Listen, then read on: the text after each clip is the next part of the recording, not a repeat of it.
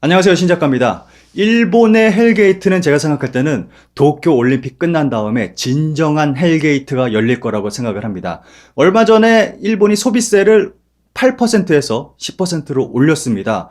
그런데 지금 또다시 세금을 올려야 된다, 그러한 이야기가 나오고 있습니다. 그런데 일본 정부는 세금을 올릴 필요성이 있는데 지금 당장 못 올리고 있는 그러한 상황입니다. 아무래도 여론도 좋지 않고 그리고 8%에서 10%로 올린 지 얼마 되지도 않았는데 또 올려야 된다? 그래서 좀 여러 가지 꼼수를 생각을 하고 있습니다.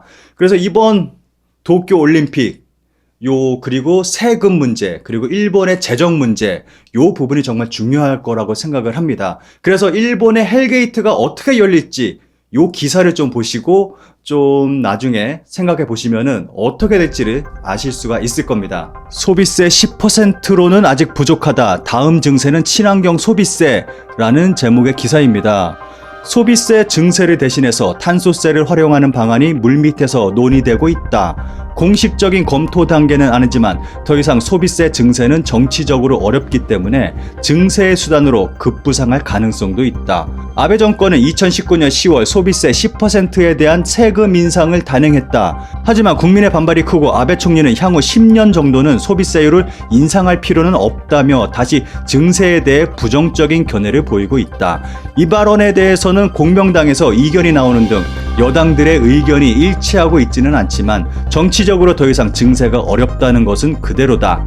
하지만 재정이라는 부분에 논점을 좁힐 경우 소비세의 추가 인상은 거의 피할 수 없는 상황이다. 일본은 고령화가 급속도로 진행되고 있어 현재 의료와 연금을 유지하기 위해서는 아직 재원이 부족한 것이 현실이기 때문이다. 공적 연금의 지불 중 보험료 수입으로 충당할 수 있는 것은 7% 정도밖에 안 되고 부족한 부분은 세금에서 보충하는 방법뿐이다. 의료에 대해서도 국민으로부터 징수하는 보험료 수입은 전체의 절반 정도이며 나머지는 연금과 같은 세금에서 보충하는 방식으로 이루어져 있다. 연금과 의료를 합한 지출은 연간 100조엔에 육박하며 이 금액은 정부의 일반 회계 예산과 거의 동일하다. 연금과 의료는 일반 회계에서 처리되지 않기 때문에 예산 관련 뉴스에서는 별로 다뤄지지 않지만 이들 사회보장비의 규모를 감안하면 방위비나 공공사업비의 많고 적음은 크게 차이나지 않는다. 약간의 경제 성장을 실현한 지금은 언발의 오줌 누기라고 생각하면 좋을 것이다. 앞으로 일본에서는 고령자의 비율은 더욱 상승할 것이다. 현재의 사회보장 수준을 유지한다면 줄잡아 10조엔 정도의 재원이 필요하고 소비세로 이를 확보하려면 4에서 5% 정도의 세율을 인상해야 한다. 11월에 IMF가 소비세를 15%까지 끌어올리도록 일본에 권고한 것은 이러한 이유지만 지금 정치 정세에 다시 세금을 인상하는 것은 매우 어려울 것이다.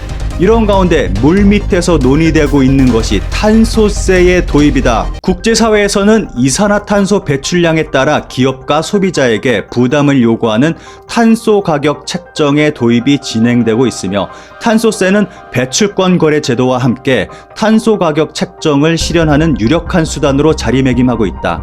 탄소세는 이산화탄소 배출에 관한 사업자로부터 징수하는 세금이지만 제품이나 서비스 가격에 전가되는 구조이므로 실제로 세금을 부담하는 것은 소비자다. 탄소세가 도입되면 세상에 놔두는 많은 제품과 서비스가 과세 대상이기 때문에 세금의 명칭은 달라도 실질적으로 소비세에 가까운 역할을 하게 된다. 지구온난화 대책의 세금이라고 하면 정면으로 반대하기 어렵고 게다가 소비 증세와 거의 같은 효과를 얻을 수 있기 때문에 재정당국에는 안성맞춤이다. 기이하게도 탄소세를 관할하는 환경성 장관에 앞으로 전국의 열쇠를 쥐고 있는 고이즈미 신지로 씨가 취임했다. 참고로 고이즈미 신지로는 섹시하게, 쿨하게, 펀하게 라는 발언을 해서 논란이 됐던 일본의 환경성 장관입니다. 그리고 차기 총리 후보로 유력하게 거론되고 있는 사람입니다. 탄소세 도입은 제철, 석유, 전력 등의 업계가 강하게 반발하고 있지만 이러한 산업을 관할하는 경제산업성이 현재 관저의 주도권을 쥐고 있는 상황이다. 경우에 따라서는 탄소세의 취급이 정치적 힘겨루기가 될 가능성도 충분히 있을 수 있다. 라며 기사가 끝나고 있습니다.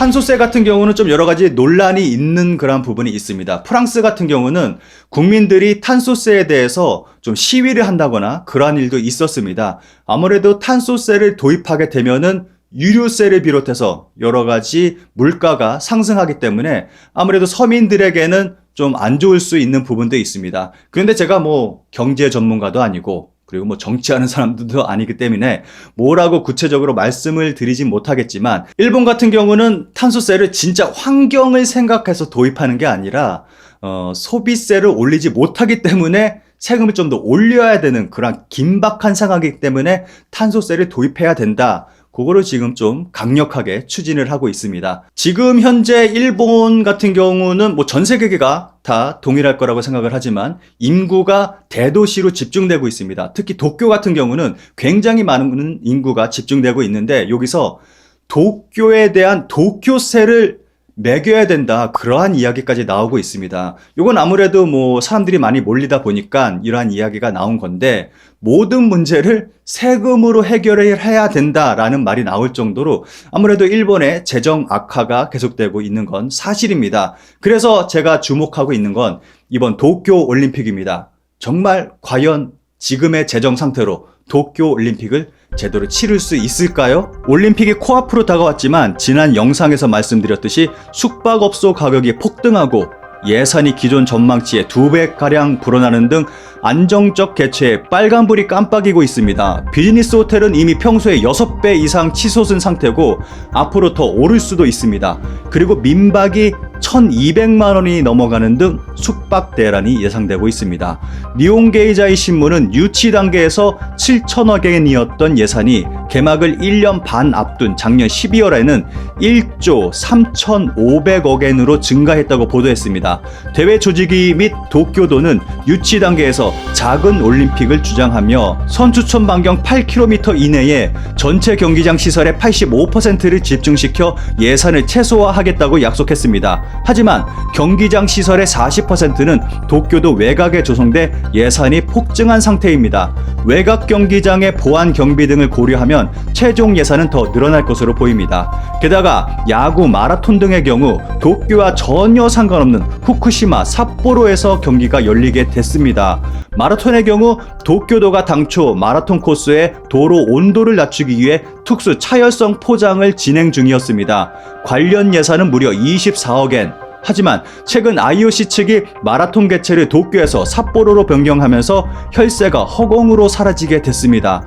이렇듯 예상과 다르게 현재 경기 시설과 경기 운영 비용이 더 크게 늘어난 상태고 이를 두고 지자체 간 비용 등 떠밀기까지 하고 있는 상태입니다. 이런 상태에서 대회 조직위와 도쿄도가 2013년 유치 단계에서 내걸었던 콤팩트 올림픽 슬로건은 추진 단계에서 이미 포기한 상태입니다. 니케이 신문은 대회 예산 1조 3,500억 엔 중 국가 부담은 1,500억 엔으로 돼 있었지만 올해 1월 2,197억 엔으로 증액 발표됐다며 숨어있는 비용이 적지 않아 대회 비용의 전체 그림이 잡히지 않는 것이 현실이라고 전했습니다. 그런 가운데 도쿄 조직올림픽위원회는 월세 4천만 엔이 넘는 도라노몬 힐즈에 위치해 있었으며 2015년도에는 임대료가 4억 7,600만 엔, 2016년에는 7억 150만 엔에 달했습니다.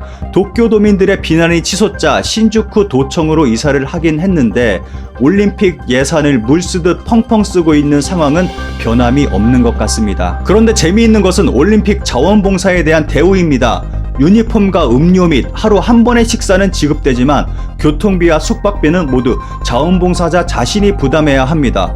교통비와 숙박비 등이 지급되지 않는다는 점에서 자원봉사에 응모 가능한 사람은 일단 도쿄에 거주하는 사람이 아니면 어려울 것으로 보이고 게다가 하루 8시간 10일간 근무해야 한다는 점에서 회사원처럼 규칙적인 근무를 해야 하는 사람은 참가가 어려울 것으로 보입니다.